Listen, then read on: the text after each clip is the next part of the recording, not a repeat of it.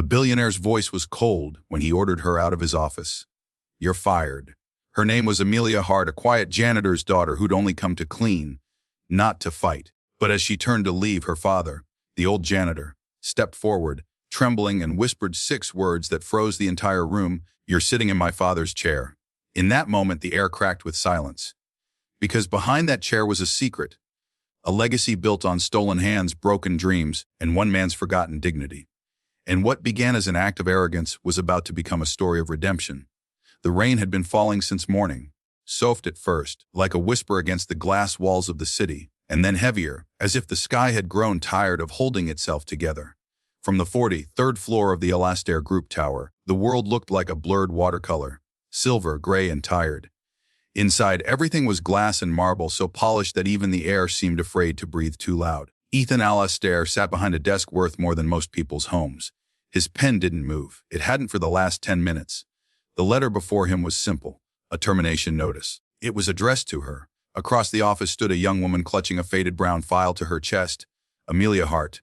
Her coat was still damp from the rain. A small drip of water slid from her sleeve onto the floor, making a sound too small for such a large room. She looked fragile, not because she was weak, but because everything around her seemed built to remind her that she didn't belong here.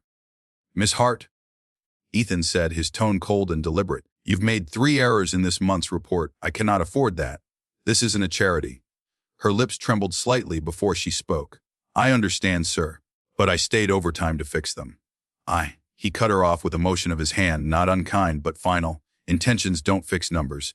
There was a long silence. She stood there, still, as if waiting for something, maybe an ounce of understanding, maybe just a word less sharp, but none came. "Please collect your things," he said at last. "HR will handle the paperwork." Her eyes lowered, and for a moment, he saw something flicker behind them. Not anger, not tears, but a quiet kind of pain. A pain he recognized too well, though he would never admit it. She nodded once, turned, and walked to the door. Her shoes made no sound on the marble, and that somehow made it worse. The rain outside deepened. Ethan leaned back, closing his eyes for a brief second. He told himself it was necessary, that running a billion-dollar empire meant being ruthless. But still, something in him twisted when the elevator doors shut. He reached for his coffee but paused when he saw the janitor enter from the side hallway. An old man, thin and bent, his uniform faded from years of bleach and mopping floors. He had worked there for decades, known by everyone but remembered by none. His name was Samuel. Samuel rarely spoke. But today, he didn't move to clean. He just looked at Ethan, long, steady eyes full of something unreadable.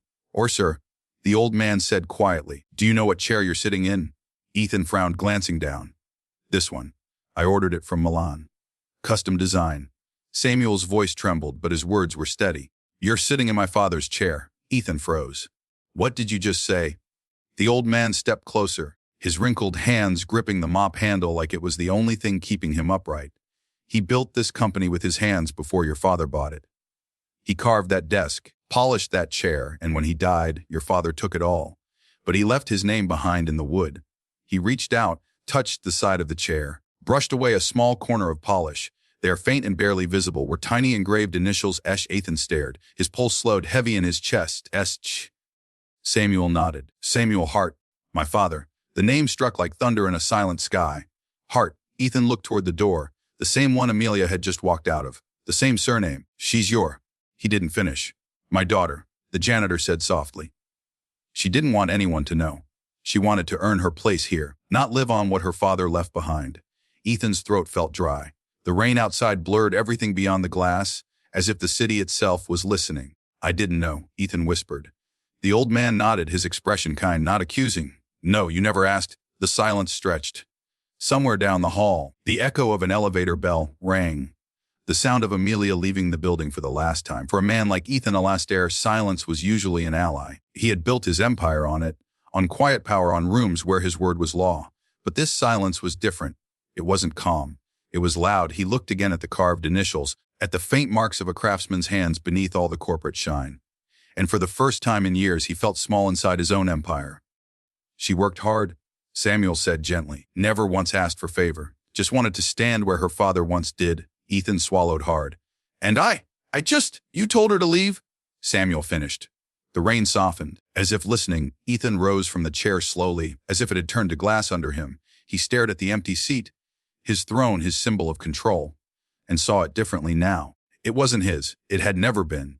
Without another word, he walked to the window. The city below pulsed with life, taxis, umbrellas, reflections in puddles, people rushing home to lives that didn't revolve around numbers and quarterly reports. He pressed his palm against the glass. It felt cold. Behind him, Samuel turned to leave. His steps were slow, his back slightly bent, but his dignity filled the room. "Mr. Alastair," Ethan said quietly. The old man stopped. "I'll find her," Ethan said. His voice trembled slightly. "I'll make this right." Samuel looked back at him, his eyes wary but kind. "Do it not because you feel guilty," he said. "Do it because she deserves to be seen." Then he walked out, leaving the floor shining behind him, a trail of soft light reflecting the man who had once been invisible. Ethan stood alone, rain still whispering against the glass. Somewhere far below, a young woman walked through the storm, her head bowed, her heart breaking quietly, unaware that the man who had just shattered her world had, in a single whisper, begun to see it differently. And though neither of them knew it yet, that was the moment everything began to change. The rain had stopped by dawn, leaving the city glazed in a thin film of silver light. The streets still shimmered from the night's downpour, and the scent of wet asphalt mixed with the faint sweetness of morning bread from a nearby cafe. Ethan Alastair stood outside that cafe, hands deep in the pockets of his coat, watching through the window. Inside, Amelia sat at a small corner table, the kind where the light fell just right, half in gold, half in shadow. Her coat was still damp from the walk, her hair loosely tied, and her eyes fixed on the cup in front of her that had long gone cold. He didn't know why he was there. He told himself it was business, that he owed her an apology, perhaps an offer to return. But the truth was heavier, deeper. That whisper from Samuel Hart had unsettled something old and long buried inside him, something human. He took a slow breath and stepped inside. The small bell above the door chimed. Amelia looked up, startled. For a brief second, her eyes widened. Then she looked away, staring hard at her untouched coffee. "Miss Hart," Ethan said, voice softer than the day before. She didn't respond. "May I sit?" A pause. Then, without looking up, she said, "You already fired me, Mr. Alastair. You don't need my permission now." Her words were steady, but her hands trembled slightly as she reached for her cup. He noticed the kind of small detail he'd never noticed about anyone before. "I made a mistake," he said quietly. She gave a small, humorless laugh. "You run a billion-dollar company. Mistakes are for people like me." He sat anyway, the chair creaking under the tension between them. For a moment, neither spoke. The cafe buzzed softly around them, clinking cups, whispers, a milk frother hissing somewhere behind the counter. The world moved on as if their silence didn't matter. "I spoke to Samuel," Ethan said finally. That made her look up. Her eyes, pale hazel, clear despite the exhaustion, searched his face. "You spoke to my father?" He nodded. "He told me about the chair, about your family." Amelia's face softened, then tightened again, wary. "If you're here to pity me, please don't." "I'm not." He paused. "I didn't know. About your father. About you." She exhaled slowly, her eyes drifting toward the window. "No one remembers the janitor's family. That's the point." There was a long silence. Ethan looked at her, really looked. The quiet strength in her, the way her voice didn't break even when her heart did. "My father used to tell me," she said softly, "that pride is the only thing the poor can own completely. I thought if I worked hard enough, I could stand in that building and not feel small. But I was wrong." Ethan's throat tightened. "You were never small." She shook her head, smiling faintly. "You don't get to say that now." The words hit like truth always does, gently but deep. He leaned forward slightly. "I came here to ask you to return. With a promotion. You deserve it." She blinked, surprised, but her expression didn't soften. "Why?" "Because you earned it," he said. Then, "Because I was wrong about everything that matters." Her eyes searched his face again, slower this time. "You think a raise can undo humiliation?" "No," he said. "But it's a start." She looked at him, really looked, and saw something strange.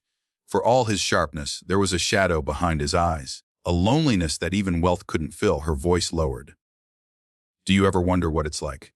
To wake up and have to fight to be seen every day?" He didn't answer. She smiled sadly. "You were born seen." Her words hung in the air, fragile but undeniable. Ethan swallowed hard, the realization twisting inside him. He wanted to explain that he wasn't always this untouchable man, that he had lost his mother at 14, that his father's empire had demanded steel instead of warmth. But he knew excuses would sound hollow here in this quiet cafe that smelled of bread and rain, so he simply said, "Teach me then." She frowned. "What?" "Teach me what it's like to see the world the way you do." Amelia stared at him, confused. Then, almost reluctantly, she let out a small laugh, tired, disbelieving. You can't learn that, Mr. Alistair. Maybe not, he said, voice low, but I'd rather try than go back to not knowing what I did to you. The sincerity in his tone startled her. It wasn't polished, wasn't practiced. It was real, and that made it dangerous. She looked at him for a long moment, then stood. I have another job interview, she said softly. Something small. Where? He asked. Rising to. She hesitated. Community center. They need volunteers for youth programs. My degree's in literature, not finance. He nodded. Then I'll come by. She froze. Why would you? Because you said you'd teach me. There was something in his eyes now. Not arrogance, not authority, but quiet determination. It disarmed her. She didn't answer. Just turned and walked out, her reflection fading against the glass door. Ethan watched her go, her steps steady but heavy. Then he sat again, exhaling. For the first time in years, he didn't feel like a man in control, and oddly, that didn't feel like failure. It felt like truth. That evening, he stood before the mirror in his office, staring at the chair again. The one engraved with SH, he touched the letters, feeling the roughness beneath the smooth polish. Samuel Hart's words echoed in his mind. Do it not because you feel guilty. Do it because she deserves to be seen. He realized he didn't just want to make things right with Amelia. He wanted to understand what kind of world made her father's hands invisible, and what kind of man he had become by inheriting it. The next morning, Ethan Alastair, Billionaire CEO, untouchable name, walked into a small, fading community center on the east side of the city. The paint peeled, the air smelled faintly of chalk and coffee, and somewhere inside, a woman with tired eyes and quiet strength was reading stories to a group of children who didn't know who she had been yesterday. He stopped at the doorway, watching her laugh softly as a little girl tugged her sleeve. Her laughter sounded different here, lighter, unburdened. And though he had come to apologize, he found himself doing something he hadn't done in years. He simply watched, not as a CEO, not as a man trying to fix his guilt, but as someone learning for the first time what dignity actually looked like. The community center sat at the edge of the city, a place forgotten by time but alive in spirit. Its walls carried the faint smell of chalk and sunlight-warmed paint, and every corridor hummed with the voices of children who didn't yet know what it meant to be broken by the world. When Ethan Alastair stepped inside that morning, he looked entirely out of place. His navy suit caught the morning light like armor, his shoes too polished for the cracked tiles beneath them. Yet there he stood, holding a paper cup of coffee from the vending machine that tasted like rust and kindness. Amelia noticed him almost immediately. She was kneeling beside a group of children, helping them color a paper mural that read, "Dreams don't need permission." Her hands were smudged with green paint, her hair loose and soft, and her laughter, the real kind, filled the hall. When she saw him, her smile faltered. Mr. Alastair, she said, standing up slowly. He nodded, a little sheepish. I told you I'd come. She blinked, still trying to believe the sight of him. You actually meant that? I don't say things I don't mean, he replied, though his voice carried less certainty than usual. The children were staring at him, whispering and giggling. One brave boy tugged on Amelia's sleeve and whispered loudly enough for everyone to hear.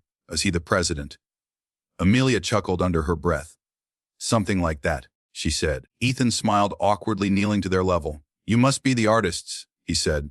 A little girl with pigtails nodded. We're making the wall of dreams. The wall of dreams, he repeated softly. Everyone draws what they want to be, she said, proudly holding up her paper. A messy but beautiful picture of a nurse flying over clouds. I'm going to help people from the sky. He stared at it for a moment. Then quietly, that's wonderful. Amelia watched him, her guardedness melting just a little. She could see he wasn't pretending. His voice carried the tone of a man who was seeing something he'd forgotten existed, innocence without agenda. When the children ran off to wash their brushes, she folded her arms, studying him. So what exactly are you doing here, Mr. Alastair? He hesitated, looking around at the chipped walls, the old furniture patched with tape, the tired yet hopeful faces passing by. Learning, he said simply. Learning what?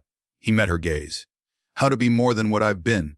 The words hung in the air between them, honest and easy, too raw to be professional. She softened, though she tried not to show it. You could have just sent a donation, you know. He gave a small smile. I did, her brow furrowed. You what, yesterday morning? Enough to repaint this place and fund the next 2 years of programs. Amelia stared at him, speechless. I didn't sign it with my name, he added. Didn't feel right, but I wanted to see what good actually looks like when it's not followed by a headline.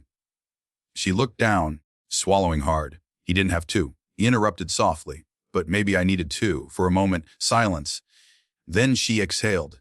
Fine, you can stay, But no one here calls you sir. He smiled, the first real smile she'd seen from him. Ethan nodded. Ethan. And just like that, something shifted. By afternoon, he was carrying boxes of old books from the basement, a sight that drew curious stares and quiet laughter from volunteers who couldn't quite believe the city's most untouchable man was sweating through his shirt beside them. Amelia found him later sitting cross-legged on the floor with a group of kids, helping them glue together torn pages to make paper flowers. His tie was gone, sleeves rolled up, hands stained with bits of glue. You're terrible at this, she said, half smiling as she walked over. I was never much of an artist, he admitted, holding up a lopsided flower. A small boy next to him giggled. It looks like a potato. Ethan laughed, a deep, genuine sound, one that startled him. It does, he agreed, but a very proud potato. Amelia watched him, not the CEO, not the billionaire, but the man beneath all that armor. There was warmth in the way he spoke to the children, patience in his tone, and something human in the small smiles he shared with them. Later that day, as the children left and the sun dipped low and the center grew quiet, golden light spilled through the dusty windows, painting the air with soft amber.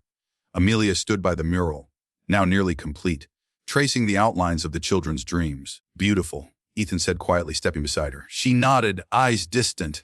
They remind me of my father. I looked at her. Samuel. She smiled faintly. He used to fix things with the same kind of hope. Even when everything was falling apart, he'd say, if you can't build your dream, help someone else build theirs. Ethan's eyes softened. He sounds like a good man. The best, she whispered. He never had much, but he never let bitterness own him. I wish I could be more like him. You already are, he said before he could stop himself. She turned to him, caught off guard by the quiet sincerity in his eyes. The air between them thickened, not with romance yet, but with recognition. Two souls standing at the edge of understanding. For a long moment, neither spoke. The light faded. Somewhere down the hall, a broom scraped softly against the floor, Samuel still cleaning long after everyone else had gone. Amelia's voice trembled. Why are you really here, Ethan? He hesitated. Then because when your father said those words about the chair, something broke in me. I realized I'd been sitting in more than just a chair that wasn't mine. I'd been sitting in a life built on people I never bothered to see. Her eyes glistened. And now, he exhaled. Now I want to see. The simple truth of it cracked something in her too. A wall she'd built carefully, brick by brick. She looked at him for a long time, then smiled softly. Then start by helping me paint this place tomorrow. He smiled back almost boyishly. Deal.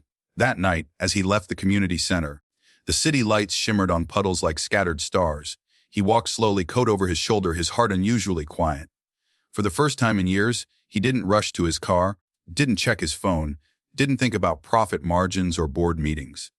He thought about the way Amelia's laughter had filled that broken hall. He thought about her father's hands, carving building unseen. He thought about the small paper flowers that looked like potatoes. And somewhere deep inside him, something began to change shape, something softer, freer, alive. The smell of fresh paint lingered in the air, a scent both sharp and clean, like beginnings. The old community center had become a heartbeat of motion, laughter echoing through halls, sunlight spilling onto half-painted walls, brushes tapping against tin cans like a quiet orchestra. Ethan Alastair stood at the center of it all, dressed in an old gray t-shirt now splattered with streaks of sky blue. His suit and title were gone. In their place was a man rediscovering what his hands could do when they weren't signing checks or giving orders. Across the hall, Amelia was crouched on a ladder, painting along the edge of a window frame. Her hair kept slipping from its clipped strands, glinting gold in the afternoon light. She hummed softly, a tune he didn't recognize but felt anyway, a song that carried the calm of someone who found peace in simple work. He smiled as he watched her, but before he could speak, she caught him staring. You missed a spot, she said, without turning. Where? He asked, feigning innocence. On your cheek. He laughed quietly, wiping his face with his wrist. You sure it's the wall that needs fixing? She gave him a look that was almost a smile. You're not bad at this, Ethan. I'm an overachiever, he said lightly, dipping the brush again, even at failing gracefully. She chuckled, the kind of small, unguarded laugh that made the air feel warmer. Hours passed like that, the sound of brushes, the scrape of ladders, the murmur of volunteers. The center began to transform, but so did something unseen, the space between them. When the sun began to fade, Amelia sat on the steps outside, sipping from a paper cup of tea. Ethan joined her, lowering himself beside her with a quiet sigh. The street lamps flickered on one by one, their glow soft and orange. She watched the horizon, her voice distant. You ever wonder why people like us cross paths? People who shouldn't. He looked at her. You think we shouldn't, she shrugged. You come from a world that builds walls. I live in one that tries to paint over cracks. He was silent for a moment. Maybe we're both tired of walls.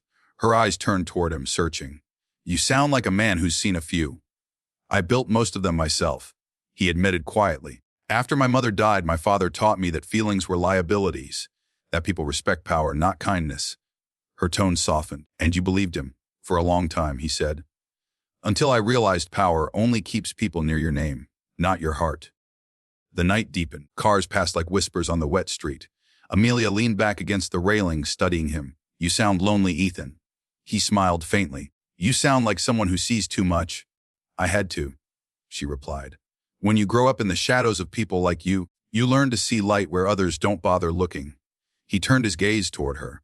Then maybe that's why I needed to find you. For a long while, neither spoke. The quiet between them wasn't empty. It was alive. The kind of silence that says everything words can't. Then her phone buzzed. She glanced at it, her expression dimming. What is it? He asked. She hesitated, then showed him the screen. It was an eviction notice. The landlord wants the building cleared by next month, she murmured. Says the community center isn't profitable enough to stay.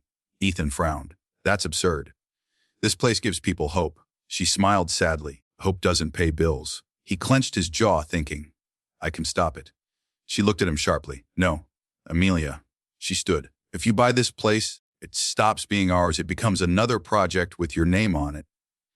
That's not what I'm trying to. She interrupted gently, but some things can't be saved by money. Not this. Her voice trembled, not in anger, but in conviction. Ethan rose, frustrated but understanding. He'd spent his life fixing problems with money. This was the first time someone had told him it wasn't enough. I'm sorry, he said quietly. She shook her head. Don't be, just be here. That's all people need sometimes. He watched her walk back inside, her shadow stretching long against the light. For the first time, he didn't chase an answer. He just stood under the glow of the lamppost, feeling small but human. The following week brought storms, not just in the sky, but within. News broke in the business world. An expose revealing the origins of the Alastair fortune, hidden acquisitions, manipulated contracts, all tracing back to Ethan's father. And buried among those files was one name, Samuel Hart. The revelation hit like a knife. Ethan sat alone in his office that night, the rain pounding against the windows. The chair, Samuel's chair, stood before him, its carved initials almost glowing in the storm's reflection. He opened the old records, hands trembling. There it was, a document from decades ago. His father had bought out Samuel Hart's small woodworking firm for a fraction of its worth. Samuel had lost everything, but was hired later as a janitor in the same building that had once carried his name. It wasn't just business, it was betrayal. Ethan closed the file, his breath shallow. Guilt rose in his throat, thick and merciless. The next morning, he found Amelia at the center again. She was teaching a group of kids how to read, her voice gentle, her smile patient. For a moment, he couldn't breathe. He knew what this truth would do. But she deserved it. When the class ended, she noticed him. You look like you haven't slept, she said softly. He nodded. I haven't. But she frowned. What happened? He held out a folder. You should see this. She took it, confused, then began reading. Her expression shifted, confusion, shock, hurt. The paper trembled in her hands. This says your company, your father. She stopped, voice breaking. He ruined my father. Ethan's voice was low. I didn't know until last night. Tears welled in her eyes, anger mixing with grief. You sat in his chair every day. Every day. I know. His voice cracked. And I would give anything to change it. She turned away, her shoulders shaking. You can't change the past. No, he said, but I can carry it and make sure no one else pays for it again. Her silence was sharper than any word. Amelia, he whispered, everything I've done since that day, it wasn't out of pity. It was because you reminded me what real worth looks like. I just didn't know how deep the debt went. She looked at him then, eyes wet, voice raw. I trusted you. And I still trust you, he said, stepping closer but not touching her. Enough to face what my name destroyed. Her lips trembled, but she turned away. I need time. He nodded, knowing that time was the one thing he couldn't buy. She walked out into the rain, her footsteps fading. He stood there, the folder heavy in his hands, the sound of her leaving echoing louder than the storm outside. That night, the community center lights went dark. Ethan stood under the awning, staring at the mural of the children's dreams. The paint was beginning to peel from the rain. He reached out, touched the words, Dreams don't need permission, and whispered, almost to himself, but forgiveness does. And somewhere in the distance, through the falling rain, Amelia walked alone. Her father's words were playing in her mind like an old hymn. If you can't build your dream, help someone else build theirs. She didn't know yet if she could forgive him. But deep down, she knew one thing. The man she'd met in that office was gone. And the one left behind was trying not to fix what was broken, but to become someone worthy of holding what he'd broken. The city woke to a strange kind of silence that morning. The kind that comes after a long storm, when everything feels washed clean, but not yet healed. Streets shimmered in early light. Windows dripped softly. The world seemed to hold its breath. Ethan Alastair hadn't been to the Alastair Tower in 3 weeks. The company ran without him. For once, he didn't care. He'd spent the days away from boardrooms and cameras, walking through neighborhoods his car had only ever driven past, talking to people, listening. But today he returned, not as the man who had built the empire, but as the man who had finally seen what it cost to build it. The elevator doors opened the 43rd floor, his floor. And for the first time, he didn't go straight to the desk. He stood in the middle of the office, looking at the chair engraved with SH. The ghost of another man's hands lived there still, beneath the varnish and shine. He ran his fingers over the initials, then whispered to the empty room, "I'm sorry." Then he picked up the chair, lifted it carefully, as though it were made of glass, and carried it out of the office. The staff watched, confused, as their billionaire CEO walked through the hallway, holding an old wooden chair against his chest. Later that afternoon, the doors of the community center opened. The paint on the walls was drying now, the children's laughter echoing once again. Amelia was there, talking softly with her father, Samuel. When she looked up and saw Ethan standing in the doorway, her breath caught. He looked different, not in his clothes, but in his eyes. They no longer carried the sheen of power. They carried peace. Samuel's gaze fell to what Ethan was holding, the chair, his chair. Ethan placed it gently on the floor before them. "I came to return what was never mine," he said quietly. Amelia's eyes glistened. "Ethan," he turned to her, "this belonged to your father, to his hands, to his work. It should never have been in my office. It should be here, where people build dreams, not destroy them." Samuel's voice was rough with age and emotion. "That chair saw a lot of pain, son, but it also saw hope. My father carved it because he believed that work made by honest hands could carry a man through anything, even loss." Ethan's throat tightened. "Then let it carry people again." The room was quiet except for the faint sound of children laughing outside. Amelia stepped closer. Her eyes were full, not of anger now, but of something gentler, deeper. "You didn't have to do this," she whispered. "I did," he said, "because I finally understood what your father meant about being seen. I've spent my whole life being visible and yet invisible to everything that matters. This," he gestured around the center, "this is what matters." She looked at him for a long moment, her heart torn between the wound and the healing. "You can't undo what your father did," he nodded. "No, but I can build something different from what he left behind." He reached into his coat and handed her an envelope. Inside was a legal document, a deed. "What's this?" she asked, eyes narrowing. "The Alastair Foundation," he said softly. "I transferred ownership of the community center to it. But there's more. It's being renamed." She frowned slightly. "Renamed?" He looked toward Samuel, then back at her. "The Samuel Hart Learning Center. A place for people to rebuild. Not just with money, but with dignity." Samuel's hands trembled. For a moment he couldn't speak. He reached out, touching the old chair. His voice cracked. "My father would have cried for this." Ethan smiled faintly. "Then maybe I'm crying for him." Amelia blinked back tears. "You didn't have to give it your name." He shook his head. "It's time mine meant something because of what it gives, not what it takes." The three of them stood there. The old man who had once been invisible, the woman who carried his fire, and the man who had finally learned how to see. Outside, the rain had stopped for good. Sunlight streamed through the dusty windows, turning the paint on the walls into rivers of gold. The old chair, sitting by the window, glowed in that light as if it had found its home again. That evening, a quiet ceremony took place. No press, no speeches. Just people, families, volunteers, children gathered in the newly named Samuel Hart Learning Center. The mural of dreams stretched across the back wall, newly sealed and bright. Amelia spoke briefly, her voice strong. "This place was once falling apart. Now it stands not because of money, but because people believed in each other again. My father used to say that dignity isn't given, it's remembered. And today we remember?" Her gaze drifted toward Ethan, standing at the back of the crowd. Their eyes met. No applause could fill what that look held. Forgiveness not spoken but shared. When the lights dimmed and the children ran home, she found him outside by the steps, watching the sunset bleed over the rooftops. "You stayed," she said softly. "I told you I would," he replied. "No board meeting could pull me away from this." She smiled faintly. "You've changed." He turned to her, a quiet smile in his eyes. "No, I just finally stopped running from who I could have been." The silence that followed wasn't awkward. It was gentle, like the end of a song that didn't need another note. She stepped closer, her voice barely a whisper. "You did something good, Ethan. My father sees it, and so do I." He looked at her, really looked, and for a moment, all the walls between them fell away. "I didn't do it to be forgiven," he said softly. "I did it because I couldn't live another day being blind to grace." Her eyes glistened. "Grace?" He nodded.